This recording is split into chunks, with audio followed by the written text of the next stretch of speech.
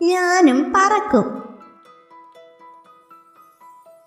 ഒരു പട്ടമുണ്ടാക്കണം. അവൻ്റെ വലിയ മോഹമായിരുന്നു അത്. അന്നൊരു ദിവസം അച്ഛനും അമ്മയും ഒന്നിച്ച് കടൽപ്പുറത്ത് പോയപ്പോൾ കണ്ടതാണ്.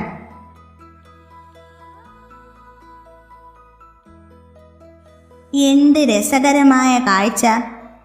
ഇപ്പോഴും ആ കാഴ്ച അവൻ്റെ മനസ്സിലുണ്ട്. മനോഹരമായ കടൽ തീരം, അത് പഞ്ചാരമണ നിറഞ്ഞ് പരന്നു കിടക്കുന്നു. നല്ല കാറ്റ് വീശുന്നുണ്ട്. കാറ്റുള്ളത് കൊണ്ടായിരിക്കണം വെയിലിൻ്റെ ചൂടറിയുന്നേയില്ല. ഉന്തുവണ്ടികളുമായി വഴിയോര കച്ചവടക്കാർ സജീവമാണ്. വർണ്ണക്കുടകൾ വിടർത്തി വെച്ച ഉന്തുവണ്ടികൾക്ക് ചുറ്റിനും കുട്ടികളാണ്. ചിലർ ഓടുന്നു, ചാടുന്നു, ആർപ്പ് വിളിക്കുന്നു, പീപ്പി വിളിക്കുന്നു, ബലൂൺ വീർപ്പിക്കുന്നു, പട്ടം പറത്തുന്നു. അവൻ ആകാശത്തേക്ക് നോക്കി. പല നിറമുള്ള പട്ടങ്ങൾ, ചുവപ്പ്, നീല, മഞ്ഞ, വെള്ള. പട്ടങ്ങൾ ഉയരെ ആകാശത്ത് നീണ്ട വാലുകളോടെ പാറി കളിക്കുന്നു. നൂലറ്റം കുട്ടികളുടെ കൈകളിലാണ്.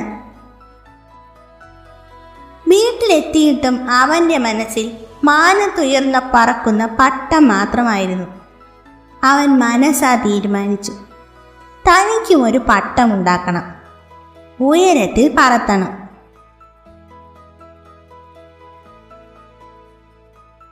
പട്ടമുണ്ടാക്കാൻ എന്തൊക്കെ വേണം? പത്രക്കടലാസ്, ഈർക്കിലി, പശ, തിങ്ങിയ നൂലും.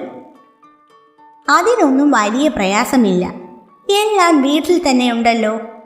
അവന് ആശ്വാസമായി. പത്രം മേശമേൽ പരത്തി വെച്ചു. അതിൽ നിന്ന് ചതുരത്തിൽ ഒരു കഷണം മുറിച്ചെടുത്തു. രണ്ടു മൂലകളെ ബന്ധിപ്പിക്കുന്ന തരത്തിൽ നടുവിലായി ഒരു ഈർക്കിൽ വെച്ചു. മറ്റൊരു ഈർക്കിലിൽ മുകളിലായി അർദ്ധവൃത്താകൃതിയിൽ വളച്ചും വെച്ചു. വിട്ടുപോകാതിരിക്കാൻ പശ കൊണ്ട് ഒട്ടിക്കുകയും ചെയ്തു. നീണ്ട ഒരു വാലും പട്ടത്തിന് ആവശ്യമാണ്, അതും വെച്ചു.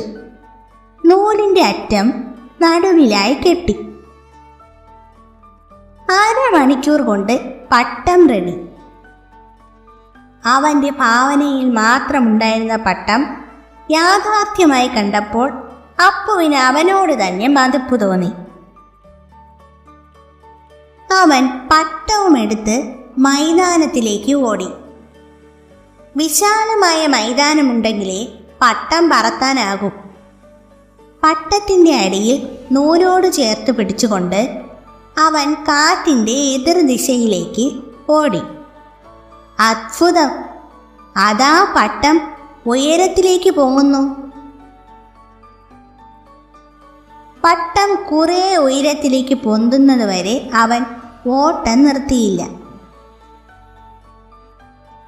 പിന്നെ ഓട്ടം നിർത്തി. കയ്യിലെ നൂലാവോളം അയച്ചു കൊടുത്തു.